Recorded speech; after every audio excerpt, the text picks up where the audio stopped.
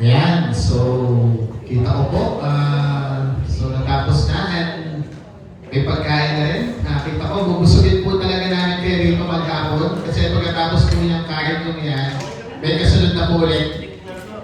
So para po sa ating second talk, may kausap lamang po. So our next talk is giving to the Lord and His Word. So sabi niya, ang ating pong speaker ngayong umaga, kilala niyo na. Currently, siya po ang ating senior leader dito sa RBGC and RTTC head ng region natin and also RSC region treasurer ng ating region. Ano po? So, siya po ay retired na. Yan. And syempre, ang kamukha ko, nag-aalaan ng sayaw. So, without further ado, we call our senior leader namin, Baray siya. Para kaya pa pumayag na kamukha ko.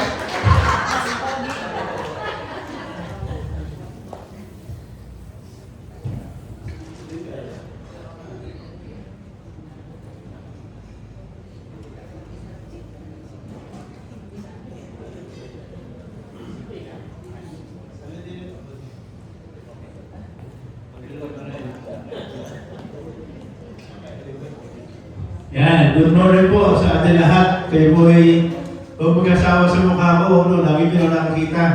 Tuwing tayo may activity ganito, ay lagi nyo nakikita yung pagmumukhang ito. Sana hindi naman yung pagkasawaan. So, good morning again sa inyo lahat. Kayo na habang kayo ay nagkakaroon ng discussion, ino-observe ko kayo. Sabi ko, nakatuwa mga ito, seryoso. No? Talagang seryoso kayo nag-uusap. Sa sharing na sa discussion starter na binigay sa inyo, kitang-kita ko yung inyong pagiging seryoso. At nakakatuwa naman dahil pag ganyan ay mas marami kayong matututunan. Ano? At topic ko ngayong araw ito napaka simple lamang. Kahit nga, title pa lamang, alam nila ibig sabihin eh. Title pa lamang ang topic, sabi sa topic ay Giving to the Lord and His Word. Napakasimple. Pagbibigay na sa Diyos. Di ba? Yung topic natin araw ito. And this topic will end siguro mga 1 hour and 30 minutes. So, please bear with me. No? Kagabi nga, medyo sabi ko ay pinagnat pa at akala ko hindi makakapag-talk pero sabi ko ay kailangan mag-talk kahit hindi nakaramdaman. No? Sige, umpisahan natin para matapos na. At alam ko marami pa susunod. Kasi alam ko kayo hanggang pa kayo alas 7 ng gabi. Alam mo yan, tilakot eh. Okay. Sige, muli, good morning sa atin lahat. Ang topic ko po ngayong araw ito is giving to the Lord and His Word. Sabi ko kanina, by the title itself, ay ano ito ibig sabihin? Na pagbibigay sa Diyos at pagbibigay ng mga bagay na magpapaunlad sa Kanyang mga gawa. No? Pagpapagarap sa kanyang gawa. Sabi natin, hindi magagawa ang mga bagay kung wala tayong contribution, wala tayong bibigay sa Diyos. It is something like giving something out of what God has given us. Ganun lang po kasimple ang topic na ito. Sige. Ano ba yung pwede natin ibigay? Sabi niyan, una, an offering of money. Pera. Pero hindi lang po siya pera. Ahil ko na dito, parang di ba ito umangat na? Pakisabi nyo na sa akin kung umangat na kung pinitutuhan. Yan. Offering of money, sabihin, hindi lang siya pera, it includes all our economic resources. Hindi lang siya pera pinag-uusapan. Pwede kang magbigay sa Diyos ng mga bagay na hindi lang pera. Sabi natin, meron tayong time at talent. Magbibigay tayo ng oras natin, doon dito. No? This is giving back to the Lord. Nalang tayo lahat. Ito kasi ito talent. Yung talent natin lahat, nagagamit natin. Nasali din sa music ministry, nasali sa intercessory. That is giving back. Binabag natin sa Diyos yung mga biyaya na pinagulog sa atin, yung mga talento bigay sa atin. So it's only about pera. No? Although sabi natin, kailangan yung pera, but also, it's not all about money. It also includes our other resources. No? Discipleship demands that we trust the Lord with our lives and our resources and our money. Di ba sabi natin lagi ay ipagkakatiwala natin sa Diyos lahat yan. Dahil siya ang ibigay sa atin, kaya ipagkakatiwala na sa atin, ito rin binibigay sa atin ng Panginoon. Ibinabalik lang natin sa Kanya. The third one, we are stewards. Tayo daw po ay mga stewards lamang of what belongs to us. Yung mga bagay na ibigay sa atin ng Panginoon, tayo ay mga stewards lamang. Tayo po ito na pangasiwa, hindi atin yan. Whatever we have in life, whatever we have amassed, whatever wealth we have, whatever money we have, whatever talent and treasure that we have, it's not ours. We are the stewards of God. And it's but proper that tayo ay magbalik sa kanyang kingdom. No? Tandaan niyo ba na tayo ay BCBR? Ano sabi doon? Na ang ating trabaho at negosyo ay gawin nating bukasyon. Di ba? Sabi doon? Let's make our business and profession a vocation. Nasabi doon, para doon makipag-partner sa Diyos ang ating hanap buhay para mag-develop natin ang kaharian ng paghahanap buhay at negosyo. Yun ang gusto niyo sa atin. That's why God wants to partner with Him ang ating mga bukasyon at ibalik natin sa Kanya para sa kagaganda, ikalalago ba ng Kanyang kaharian. Ano? Sabi natin what do you get kung nasa iyo ng lahat pero wala ka namang ginagawa, no? Wala kang ginagawa para may balik mo sa Diyos. Palagi ko ba hirapan sa akin yung camera ngayon? No. Anyway, okay lang si Sir. Dito lang sa kita yung mga alam mo na. Okay. We need to take some of it and give it as a gift to the Lord. Sabi nga kanina, whatever we have to get something from it and share it and give it to the Lord. No? Kaya sa ang ating title nga, sabi ko kanina, is give it to the Lord and His Word.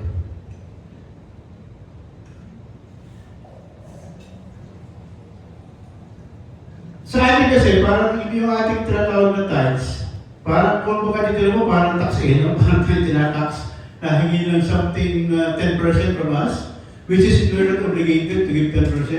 Sabi natin, kung na lang yung mga malok sa loob natin, kasi natin pwedeng ibigay. You know? So, we seek sa temple of the Lord, when we built in this world. Yeah. Bakit ba tayo hinihingan? Bakit tayo kailangan magbigay? Sabi ko kanina, dahil sa mga gawain, no? Mga gawain na patungkol sa Diyos, paano ba sustain ang isang gawain kung wala tayong pondo?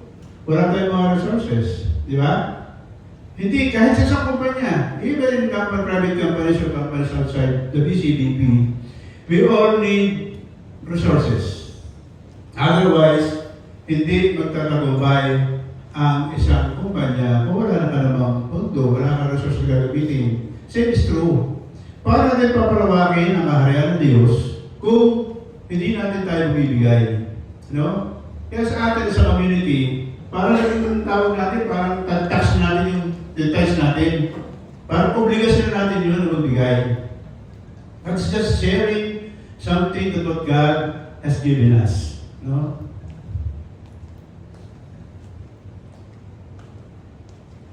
Some of us give us special offering. No? Nabibigay tayo ng something, no? Over na gano'n. Pero yun ay over and above. Doon sa binibigay natin mga tithes. Hindi natin pwede sabihin, nagbigay ako ng offering nila, hindi ako magbibigay ng tithes. Iba po yun. No? Because BCBP has a mission and outreaches that we're going to do. Na kailangan natin ponduhan, kailangan natin gamitan. No? Sabi nga kanina, it's not all about money. What other resources do you have? Your time and talent, you can share it so that our mission would be accomplished. Ang bilis ko lang kasi mahaba ito eh. Nagpabilis ba ako? Okay lang, may babagala ako ng konti. Sakto. Yan. Gusto ko din ng Sir eh. Kasi gusto ni ko Sir mabilis. Yan.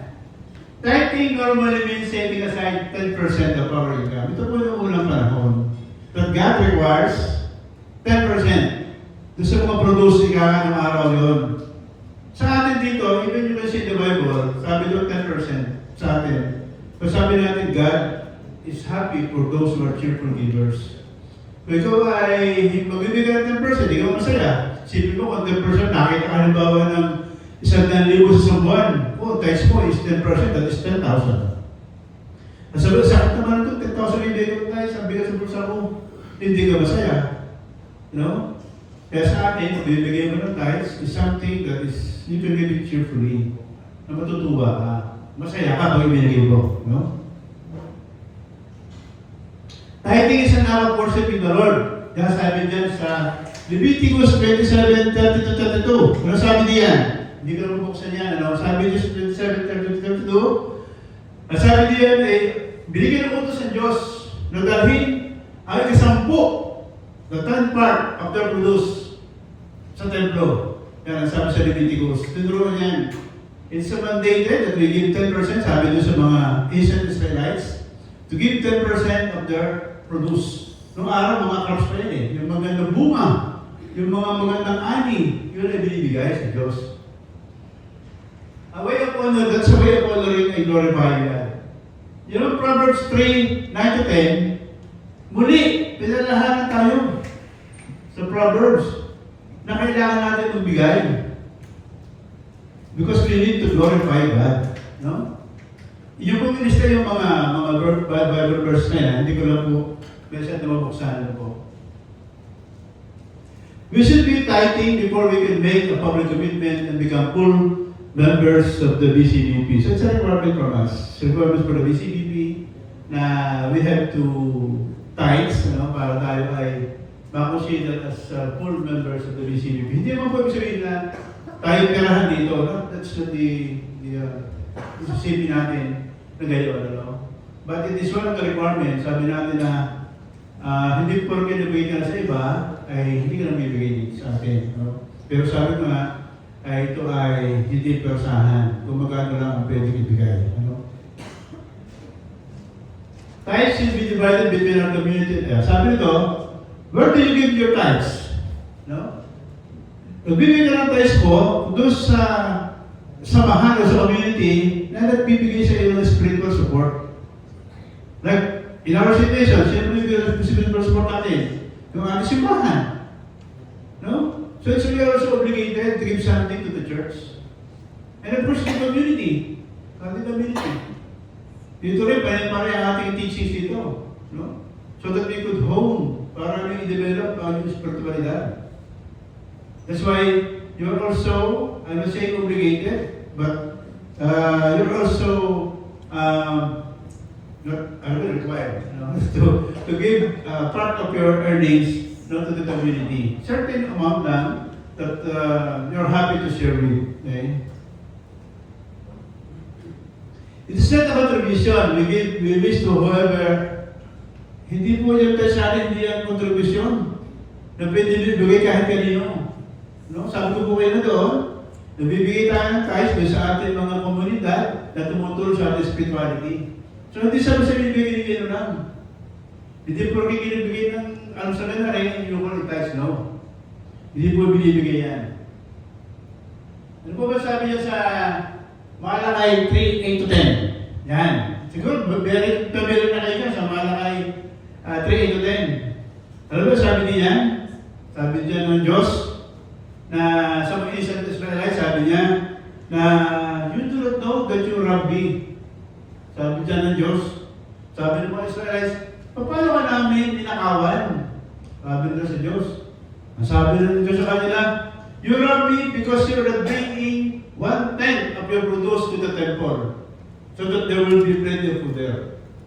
Hindi nyo dinadala ay kasampu na inyo kinita sa ating templo. Kaya ako yung ninanakawan nyo, sabi ng Diyos.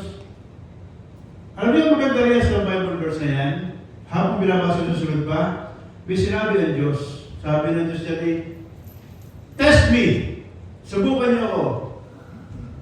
Kapag nagdala kayo na kasampu na inyong kinita, inani, mas dalhin niyo ako, hindi ko papabuksan ang pintuan ng langit o bintana ng langit, pabababahay ko ang aking mga grasa sa inyo.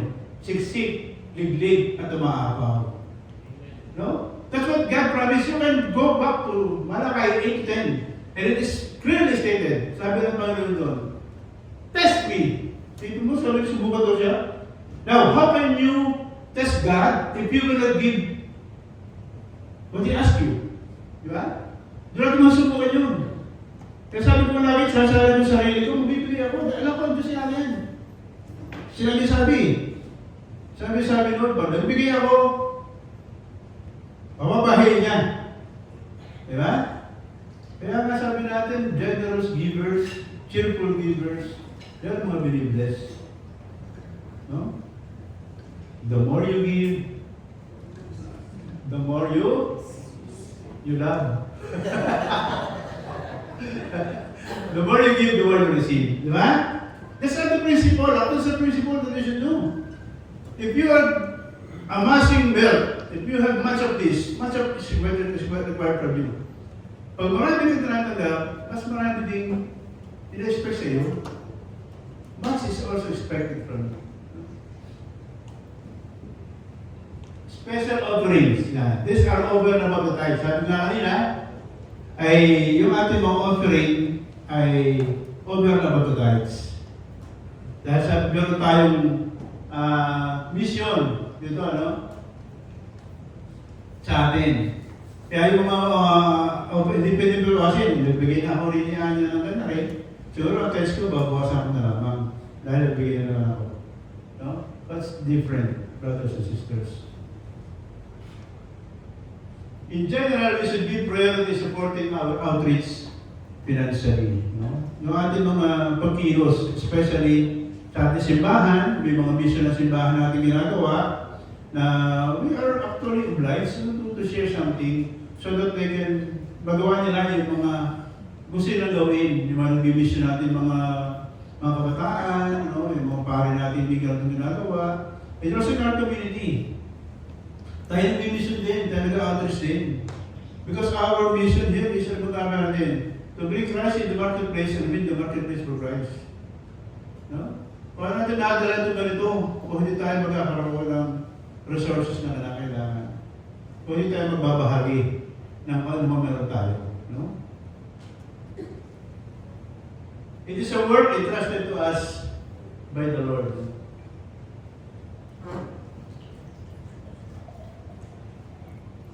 Yung iba kasi ulit-ulit lang eh. We should give in proportion to our means. Some may give a lot, some gives a little. Ano ba yung sasabi niya sa Mark 12:44? Ito yung babae na meron lamang 2 kusing sa kanyang wallet na nilagay pa doon. Yun na lang ang kanya, inilagay pa niya yun. Yan, sa Mark 12:44. Yan yung babae. No? Yan yung balo na 2 kusing na lamang nilagay pa niya doon. Samantala yung iba, kung magbigay, sobra-sobra na, kung ano yung alikabok, wala na kayo ng pera, hindi na kabibigay. Hahalokatin yung wallet, kunin yung 20 pesos pinakamalambot, sa kukunin siya nalagay. Ano? Di ba? Samantala kasi tumanggap, malay-maleta, bulto-bulto. Sipin nyo yung malay, 12:44. So yung balo, i-remind ko na siya, yun yung balo. Thanksgiving. So, totoo ko rin naman natin yan bilang Kristiyano na tayo ay magbahagi, magbigay sa mga nangangailangan. Totoo yan. Para namang nakakakonsensya, kung ikaw naman ay nakain naman sa gana, ano, alam mo marami naman ang bulsa mo, tapos meron din na nangangailangan ng konti, hindi mo mabigyan, para nakakonsensya naman bilang isang Kristiyano. No? So it is what we call almsgiving. Even in our extended family, sabi natin, like for example, may tayo mga nangihingi sa ating mga kapatid na nangangailangan ng galon. So whatever amount that you can give, no? That's almsgiving. Makakatulong tayo. That's being Christian. Special contributions are over and above tithing that do not replace the obligation to the community. So, sabi nga ngayon, ulit-ulitin ko lang, sabi nga, itong cooperative mission, ulit, hindi na, sorry, hindi masyado na-edit. So, yung pag nagbigay ka, hindi lang siya yung yung babawasan mo sa rice mo. That's over and above your tithes. Pamaya, galit ka sa punto yan. Community service. Our community service is contribution of work to the good of kingdom, the temple of the new covenant. Sabi ko kanina, ang ating ibinibigay na contribution is not all about money. No? It includes our resources. No? Yung ating time, talent, na kailangan din natin i-contribute. Sabi natin, that is service, like what we're doing right now. Yung mga tao yun, nag-aabara, narito sila ngayon. Na dapat sila ay nagsisimba na, nag-iiwan na, nagkakapagsabi na, o nag-outing na, pero dito sila lahat. That is service. That is part of service. No? Yung ating ginagawa, for example, yung ating biyaan sa advocacy. No? We're declaring the biyaan, I brought the biyaan sa this hour. Service also. The biyaan sa advocacy that we have. No? If you go out in the streets, you go out in other chapters, and you share, you evangelize, that is service. No? So marami, hindi na siya about pera. Like our time, we give a certain amount of work time regularly. So yung sabi ko kanina, sharing your time and talent. Hindi na siya pera. Regular intercession, the form of community service. Yan, tumutulong tayo sa ating mga, lalo sa ating mga membro, sa ating community. We are interceding para sa kanila. For example, may nahingi na sa service also. Nakiusap sa iyo na tulungan mo sa ganito. That is community service, tumutulong ka sa kapwa mo membro. Pero din tayo, halimbawa, ikaw ay isang papaalis na bagay ko isang recruiter, yung recruitment agency. Ito yung kasamahan mo. Gusto mo ka-abroad, nahingi ng tulong, nakatulong ka. O sige, pumunta sa agency namin, tulungan ka namin. That is community service. Showing hospitality is also another form of community service. Hospitality. Alam niyo tayo mga Pilipino are very hospitable. No? Sabi natin na isusulbo na lang natin, binibigay pa natin sa ating gagawa. No? Yung ating ginagawa. Mas more pa yung mga tao na nangangailangan, na walang matulugan, walang damit. For some of us, making more money to give the Lord's work in the special service. Making more money. Yan. Some of us are blessed. Not only blessed, some of us are lucky. I'm not saying blessed, kasi lahat tayo blessed. Now, some of us are lucky because some of us are making more money. That's true. But mind you, sabi nga kanina, the more you have, the much more is being expected of you. Kung marami ka natanggap, mas marami in-expect sa iyo. Diba? Ngayon, kung wala ka natanggap, nagbibigay ka pa rin, mas maganda. Kaya sabi natin, marami sa atin dito, marami sa ating mga kapatid sa labas, sa ganun, na marami na nakikita, marami nang hindi pa, nagbabahagi. So the more we are blessed, the more we earn, the more we get more money or the more resources, much is expected from us. Additional principle, living according to a budget. Remember this slide? Tandaan niyo ba ito? Sabi natin pag-usapan sa free-to-follow weekend. Di ba? Tama yan? Free-to-follow yan? Yung managing your finances and preparing budget. Tama ba? Free-to-follow. Ano? So sa free-to-follow, meron tayo yan. Are you doing that? Ginagawa niyo ba yun? Yung budgeting. Hindi. Ano? Kakahiyaan kayong gawin. Yung pag-usapan. Yan o? Living according to a budget. Are you living according to your budget? O hindi na? Basta na? Hindi. Sige, tira. No? So that's important. That's why in the free-to-follow weekend, we teach you how to prepare a budget. Diba? Pero yan. We need to fulfill, that's why it's important. We need to fulfill our responsibilities financially. Sabi natin, ang utang dapat bayaran. Ang obligasyon dapat sinasettle. Di ba? Kaya tayo nagawa ng budget, baka tayo ay ma-overlook natin. Na meron tayong pera. Sabi nga natin, meron tayong pera sa ilalim. The positive pwede ka sa yung pala, marami ka pang bayarin. That's the important of preparing a budget. Because sa budget mo, talagay mo na doon ang iyong payables. No? Kung di ka ba gumawa ng budget, sabihin sa akin, gagawa ko kayo. Libre. Ano po? Yung po ay meron tayong mga payables na dapat bayaran, na dapat na doon nakikita at ay review para makita natin. Dati nangyari na yan sa atin. Ano? During the time na ako'y treasurer na lipa. That time, treasurer na lipa. Nakita ko doon sa ilalim ng aming one, sa ilalim ng treasurer's report, sa ilalim, na positive, may pera, may pera. Pero nang reviewin ko, ako nagpausap ko ng bank reconciliation statement. Dito sa budget sa iba di ba? Kaya nagkaroon ng bank record, ako po gumawa ko nun. Ginawa ko yun dahil nakita ko mayroong positive na pera.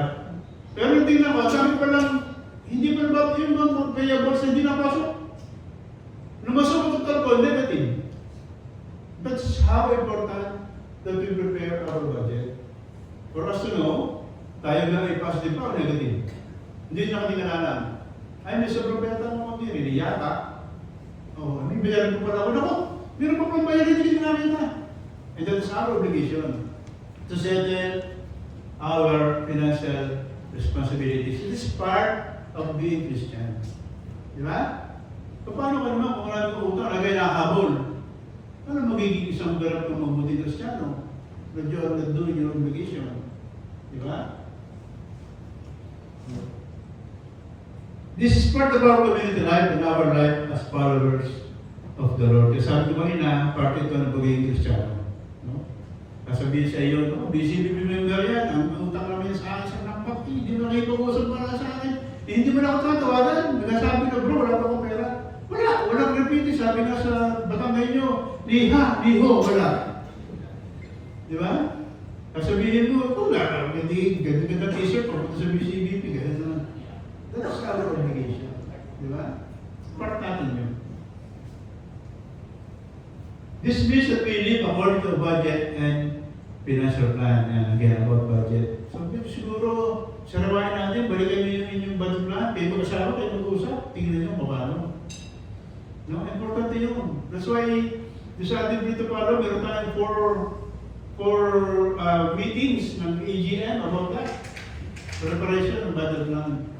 I hope you'll visit it and try to prepare it. No? What we set aside for our community and church is budgeted in every month. So meron tayo dyan. So kung tithes mo ba nito, nakabudget ka na sa iyong pagka-tithes. No? Pag bibigay mo simbahan, ito lagi, every month, pag-ibigay mo lang ito, nakaset aside na siya. That's part of the budget. Kung makikita niyo mula sa budgeting natin, namumuna yan, nasa unahan. Ano? Nakalagay doon na yung tithes. Kung magkano. Tapos sumunod pa yun yung mga expenses at income. If you're going to go back sa ating ginawang budget before, makikita nyo roon, nasa unahan tithes. No? Subukan nyo na si living. Balikan nyo. Living a simple lifestyle. This means that we are ordered using what we need, and we ask how to use the rest to advance the kingdom of God. Yan, sabi nga dyan ay living a simple lifestyle. Risk still ito doon. So, pray to follow the Lord weekend. Ano sabi doon? Buy only what you need and not what you want. Di ba? Hindi yung pagka merong midnight sale, tabuhan. Ay, ako may midnight sale, tinabayan, ako ng discount. Ay, di mo kailangan. At dahil may discount, bilihan, di ba? Yun. Nasabi sa atin, dapat we should spend it wisely. At hindi sobra, ang isipin natin, ay pwede natin di bahagi. Especially dito, sabi nga, para sa kagaganda na kahayaan ng Diyos. No? Sabi natin ano ba, marami noon. Di ba? Pag may kinamatay, wala rin. Ipon ka ng ipon. Sabi mo, ako, ipon ka ng marami, baka magkasakit ako, wala magastos. Ba't may sinigay mo masakit? May sinigay mo ka. Basta meron ka na reserve. Magano'n?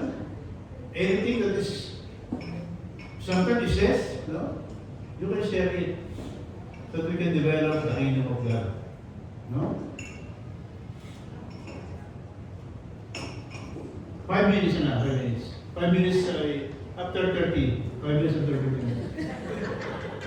Our needs include the dress and recreational nautical environment, keeping pace with the normal. That's normal. However, Christians should be oriented to some personal simplicity. And if they are, they will have what they need to give to the Lord and others in need. No? That's again, personal simplicity. Simple pamumuhay. No? May 10 kang kotse, siguro. 10 ban, simple pamumuhay yun. Doon sa Marco Control, simple pamumuhay yun. Pero sa atin, simple pamumuhay, sabi, yung araw mo, hindi ka naman nabubuhay na ikaw ay talagang hirap. Kumbaga, nakakangat din naman, pero simple ang iyong pamumuhay. No? Oo, yung iba kasi simple pamumuhay, may 10 sakyan, pero mga BMW, mga Lexus, mga Sasari, ano. Simple, no? Yun, katiyan, mga tindiyan mo yan. So, yan, ha? So that, we can give, we can share. No? Dapat we can share. It's very important to do budget. So that we can share. Kasi kung inisip mo ng sarili mo, bibila ka lang ito, bibila ka lang ganyan, yan, hindi ba isip mong bahagi? Bago may bahagi, bibili mo ng para sa'yo. It is easy to become accustomed to affluence and to think we need much of what we really don't need. Affluence, sabi niya, affluence, ibig sabihin, pag masyado bang nagising o namulat sa kayamanan, ano, sa marami kang resources, marami kang property, pero ito sabi ka kanina, ay dapat tayo nagising na hindi naman yung lahat ng kailangan mo. No? Yan, sabi ka, we need much of what we really don't need. Bisa kasi dito, ano ba talaga kailangan ko? Ano ba hindi ko kailangan? Pero mga kadaming pera dapat yung kwentahin. Ako, dati may boss ako, ano? May boss ako, lagi nyo ng kwenta. Lagi nyo ng kwenta. Before I retire, I should have this kind of money so that I can live happily and comfortably, sabi niya, up to the rest of my life. Sabi ko, may ka naman tatagal ang buhay mo. Ikaw mamatay ka bukas. Ano? Inchik yung kausap ko. Sabi siya akin, pinukwenta niya, sabi niya, ate, kulang pa yung retirement ko eh. Kasi kung mag-retire mo ganito, kulang pa ito sa tatagal ng buhay ko, ganito kahaba. Kulang. Sabi ko, mamatay ka bukas, pero may sobra-sobra naman. Dahil walang perang sobra, walang perang kulang, lahat pinagpagkakasya ng Diyos. No? Sabi ko nga sa kanya, ay kahit ka lang mapadaming pera mo yan, ay walang pupuntahan yan. Ay parang mas ko may single pa naman yun.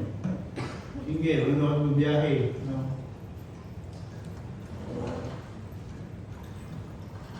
The Lord may bless us by allowing us to advance financially, but also should result in generosity. Yan. Sabi nga kanina, some are given the opportunity. Yan, mas maganda pang word yun. Some are given the opportunity to earn more. Some are given the opportunity to have more. No? Pero hindi natin dapat na gawin dahil yun, ano? That we should result in generosity, dapat marami kang kita, mas marami na dapat na binabahagi. That should be the principle in life.